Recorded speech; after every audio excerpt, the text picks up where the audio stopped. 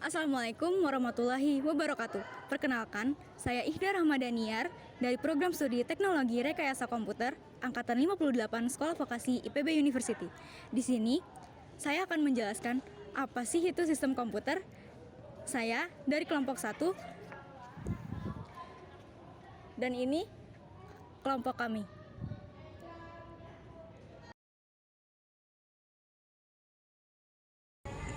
Pertama-tama, apa sih yang dimaksud dengan sistem komputer? Sistem komputer adalah kumpulan perangkat komputer yang berhubungan dan berinteraksi satu sama lain untuk pengolahan data, sehingga dapat menghasilkan informasi yang diharapkan oleh penggunanya. Dalam sistem komputer, terdapat beberapa perangkat. Perangkat-perangkat tersebut memiliki fungsinya masing-masing. Namun, saat beroperasi, perangkat-perangkat komputer tersebut akan bekerja dan saling mendukung satu sama lain. Sebagai contoh, hardware tidak akan berfungsi tanpa adanya software dan juga sebaliknya. Dan keduanya tidak akan bermanfaat untuk menghasilkan informasi jika tidak ada brainware yang mengoperasikan dan memberikan perintah. Sehingga dapat dikatakan bahwa komputer bukan sebagai sebuah alat saja, tetapi juga merupakan sebuah sistem. Selanjutnya adalah komponen pada sistem komputer. Sebelumnya sempat disinggung oleh teman saya bahwa komponen pada sistem komputer terbagi menjadi 3, yaitu software, hardware, dan brainware. Apa itu hardware pada sistem komputer? Hardware merupakan perangkat yang memiliki wujud fisik dan dapat dilihat. Contohnya seperti motherboard, prosesor, hard disk, dan sebagainya. Hardware sendiri memiliki 4 bagian, diantaranya. Pertama, hardware yang berfungsi sebagai alat input. Contohnya keyboard, mouse, mikrofon, dan scanner. Kenapa dikatakan sebagai alat input? Karena perangkat yang termasuk ke dalam kategori tersebut digunakan untuk menginput atau memasukkan data ke dalam komputer. Kedua, hardware yang berfungsi sebagai alat proses. Contohnya prosesor, RAM, motherboard, dan card interface. Perangkat tersebut digunakan untuk memproses data yang dimasukkan oleh perangkat input tadi. Ketiga, hardware yang berfungsi sebagai alat output. Contohnya printer, monitor, dan speaker. Ketika ada data berupa audio yang dimasukkan lewat mikrofon, maka data tersebut akan dikirim ke perangkat yang berfungsi sebagai alat proses.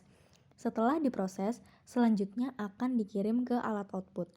Karena berupa audio, maka akan dikeluarkan lewat speaker. Kemudian yang terakhir, hardware yang berfungsi sebagai alat input dan output. Contohnya hard disk, flash disk, CD atau DVD, dan disket. Selanjutnya saya akan menjelaskan apa itu software. Software dapat diartikan sebagai perangkat lunak. Perangkat ini tidak seperti hardware yang dapat disentuh. Software dapat dibedakan menjadi beberapa macam. Operasi. Sistem operasi merupakan program dasar yang diperlukan oleh komputer untuk mengendalikan dan mengkoordinasikan seluruh aktivitas komputer, serta untuk menangani komunikasi antar komputer dengan user.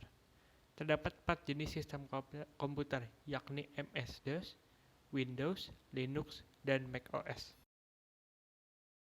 Selanjutnya aplikasi. Aplikasi merupakan program yang diperlukan komputer setelah sistem operasi untuk melaksanakan pekerjaan tertentu.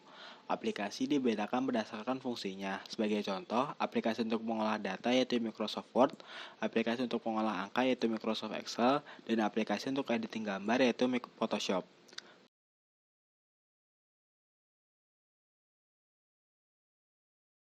Kemudian yang terakhir yaitu bahasa pemrograman.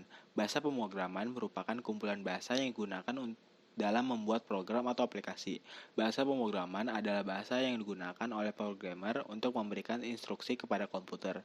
Itulah kenapa bahasa pemrograman tersusun dari sintak yang merupakan perintah komputer untuk menjalankan suatu program. Perintah tersebut akan diterjemahkan menjadi logika yang dimengerti komputer. Dengan begitu, tidak heran kalau bahasa pemrograman sering disebut sebagai bahasa komputer. Hasil akhir dari penggunaan bahasa pemrograman adalah sistem operasi, aplikasi desktop, website, aplikasi mobile, bahkan berbagai perangkat teknologi yang biasa dioperasikan sehari-hari. Contoh bahasa pemrograman yang umum digunakan adalah Python, C++, bahasa C, dan Java. Bagian bahasa yang dapat dipahami oleh komputer disebut biner. Proses menerjemahkan bahasa pemrograman ke dalam biner disebut komplikasi. Perlu diketahui, walau bahasa pemrograman sangat banyak jenisnya, setiap bahasa pemrograman memiliki fitur-fitur yang unik, tetapi tidak menutup kemungkinan antar bahasa pemrograman memiliki kesamaan. Lalu yang terakhir adalah brainware. Brainware yaitu orang yang menjalankan atau mengoperasikan komputer. Komputer tidak akan bermanfaat jika tidak dioperasikan oleh manusia. Umumnya pengguna komputer terbagi dalam 4 kelompok, yaitu programmer, sistem analis, administrator, dan juga operator.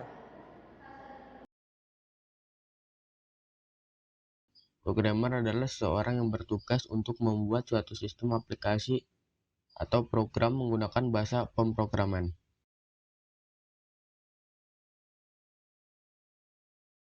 Selanjutnya, sistem analis.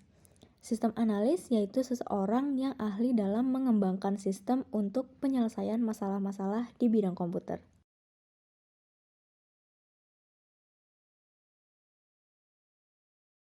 Kemudian, administrator. Administrator adalah orang yang bertanggung jawab mengatur serta mengendalikan program komputer dan juga jaringan komputer.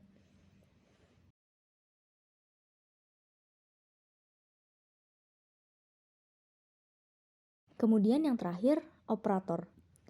Operator adalah orang yang mengoperasikan komputer atau biasa disebut juga sebagai user. Operator hanya bisa menjalankan aplikasi komputer yang diperbolehkan oleh administrator. Sekian dari kelompok kami, kurang lebihnya mohon maaf. Wassalamualaikum warahmatullahi wabarakatuh.